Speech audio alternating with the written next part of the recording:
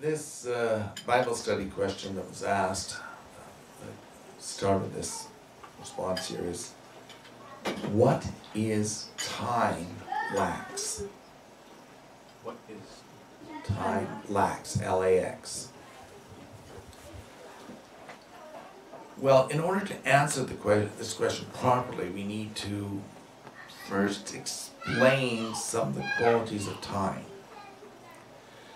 Our universe is afloat in a substance that is made up of entropy-time. Time is a substance. Okay, it's not something that just goes by. It is a substance. It's made up of string space and compression fields and vortexes. All through our universe, it's all made up of these things. This constitutes space or time space that exists between material substances between here and there. And that means between planets, between solar systems, between galaxies. It's spaced out all through the universe. You have these substances. Now, entropy time is what brings coldness, decay, decrease, breakdown, erosion, darkness, and death. It was not a function of the originally created universe. It's an added factor. It started when Satan rebelled and swept 1/3 of the universe from the universe of light down into darkness, where we live. Light could only be seen in the solar compression field. So anything that was not on the planetary plane to the solar, you couldn't see any stars, any galaxies, anything that came in from off that wasn't visible. It was a cold, dead universe. Everything was separated from everything else because of the darkness.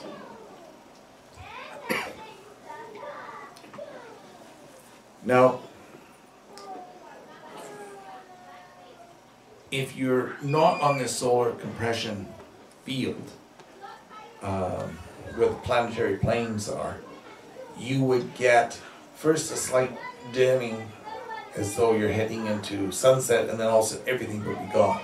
You could not even see the solar and anything from the sun. And because this entropy time was so strong, when it came into being, or when we were swept into that negative zone of death, it's what required Jesus to say when he was recreating the earth for man. He had to say, "Light be," and light was. And then he set the earth back in motion so there would be day and night. And many say, oh, well, it was just confusion on God's part. No, it wasn't. He had to correct because this part of the universe that we're in got swept into darkness. He had to change something that was going on so that his plan could be carried out. I mean, how could he say to Abraham, your children are going to be like the stars of heaven, and there's nothing there but darkness? Would that make sense? Would Abraham know what he was talking about? No. He would just, oh, maybe my God's gone loopy. What stars? What are they? You know. So, understand that when a statement is recorded in the Bible, It's there for a reason. And the reason isn't just to sound good or fill in little platitudes. It is because it represents an explanation to a major event. Well, this event, when he said light be, allowed the light from the other stars to be seen, but we're in a dark universe. There's not a brilliance of light all over the place. In the daytime we can only see what? Our sun. And sometimes a faint reflection of the moon shines through. But we don't see the stars and the other planets. So he set up that there would be a night and a day for us. He set seasons in play.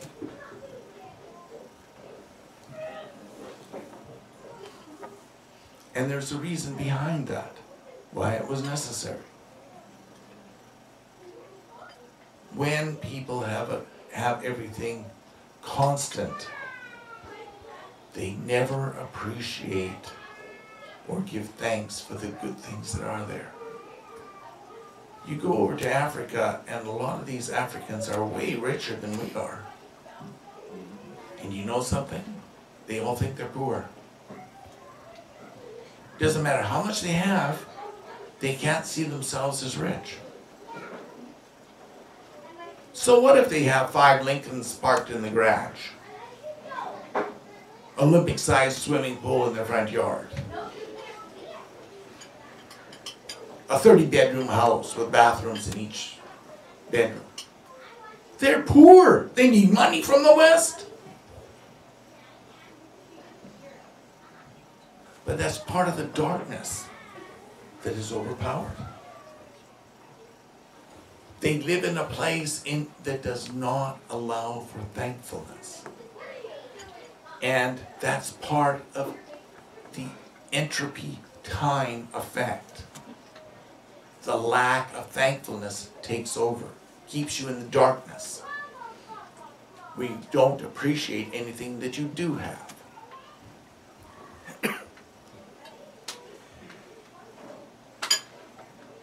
Now,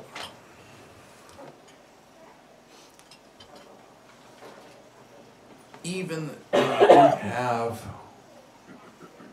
under this entropy field, the things that happen, like when Satan's second rebellion, where it shut the earth off, caused these 2 to 3 mile high ice fields to form across all the land. Most of the sea was frozen. Well, the sun could not give its life-giving heat and light to the earth. It was being blocked, but it was also being reflected.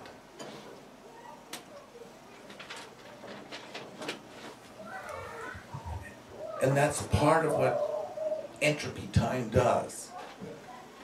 It causes the goodness of the blessings of God to be deflected away from you. When you're looking at time, when is this going to happen? What causes that? You lock yourself into entropy time, which causes this deflection of all the good things away from you. It cannot reach you when you lock yourself into that entropy time. If you judge everything God does by your timetables of dying or this being too old, that you lose everything.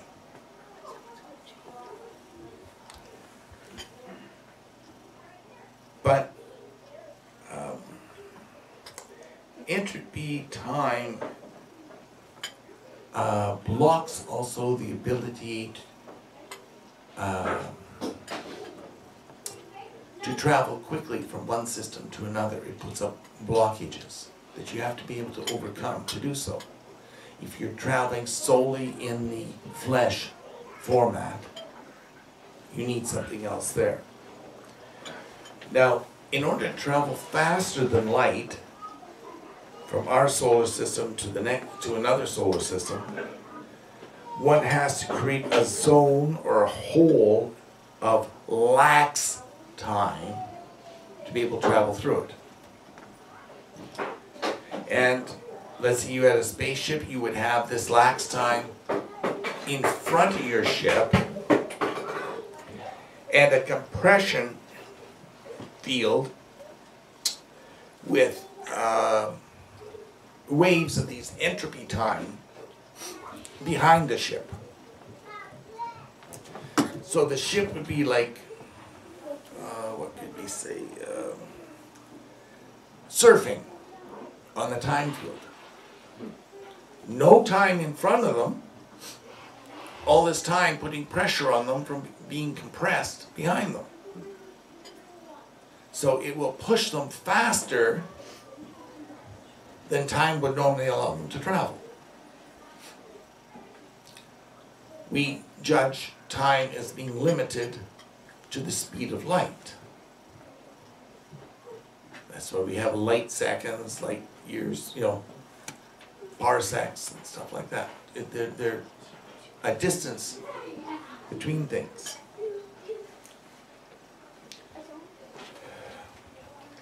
The stronger the waves behind you, and the weaker the entropy time space is in front of you in the form of lax time, the faster you can go without entropy time ripping you apart and shredding your atoms into the basic strings of all material. So, lax time is formed by creating a space-time vortex in front of your ship. And scientists understand that this vortex is going to be necessary to open a doorway. The core of the vortex then becomes a zone of zero time. The time is being spun around from the outside of it, but there's no time in the center. It's like going through the eye of a storm or the eye of a hurricane. There's a big calm front in the middle of it. There's no storm there. There's often blue sky there. It just the storm doesn't exist there. Well, time doesn't exist in these vortexes. And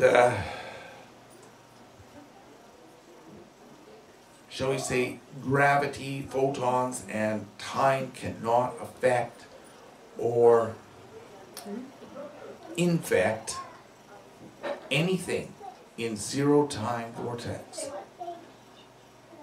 So everything in the universe is going on in entropy time, but what's inside the vortex is not affected by any time. Now, let's look at an example of this. Let's say you wanted to travel to a planet 5,000 or 500 light years away. If you did that at light speed, it's going to take you 500 years. If you do it half light speed, it's going to take you 1,000 years. Okay? But if you have one wave behind you, which is warp 1, it takes 7 days for you to travel that 500 light years. But for the rest of the world, or the rest of the universe, has aged 200 years while you were traveling through it.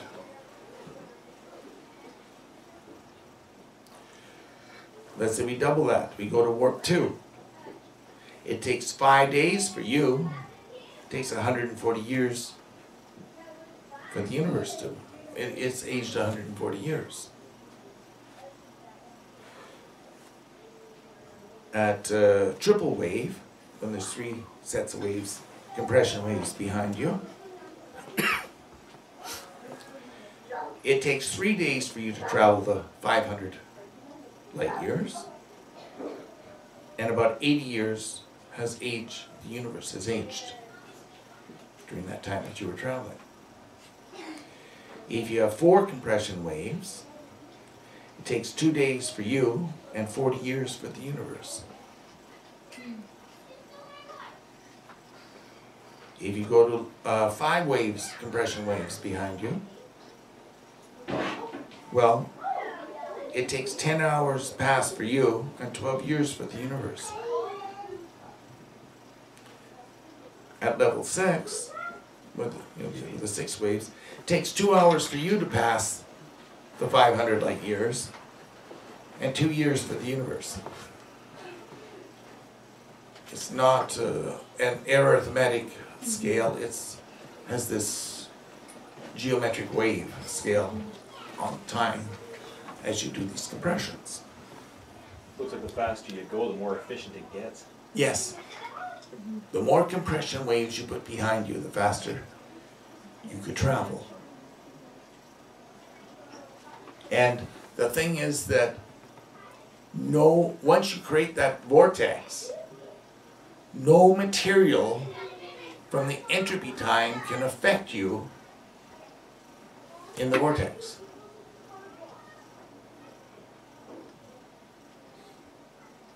So you travel right through it. Now the spin of the vortex will determine whether you progress forward in time in your travel or backward in time. When you leave the vortex, so that, let's say you were traveling at warp 2 or double wave, and it took you 140 years in entropy time to reach your destination, 500 light years away. So you spent 5 days in transit by your time, the time that you felt. So let's say on the way back, you reverse the vortex so it spins in a different opposite direction than what you came in. You would return, and it would be 10 days plus your stay time on that other system from when you left. And no time really is. Yeah, next to no time. You would have traveled 1,000 light years in 10 days. Not bad, eh? But that's the one of the effects of creating lax time. Now the scientists are running numerous experiments right now on getting up into that warp 5 and warp 6. They already have warp 1 capacity, and they use it to get from Earth to Mars on a daily basis. It just takes them roughly 2.5 minutes to get to Mars once they leave the Earth's atmosphere. How many years at warp 1? The 7 days travel 500 light years? How many years? 200. 200 years.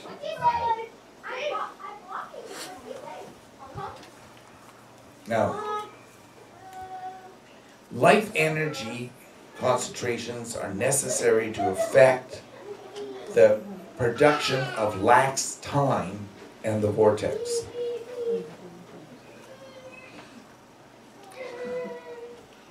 I want you to think about that for a moment. Can you repeat that? It takes life energy concentrations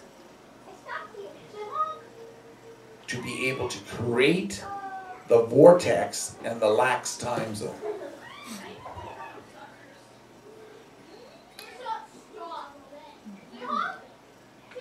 Speak, and it was He spoke and it was created.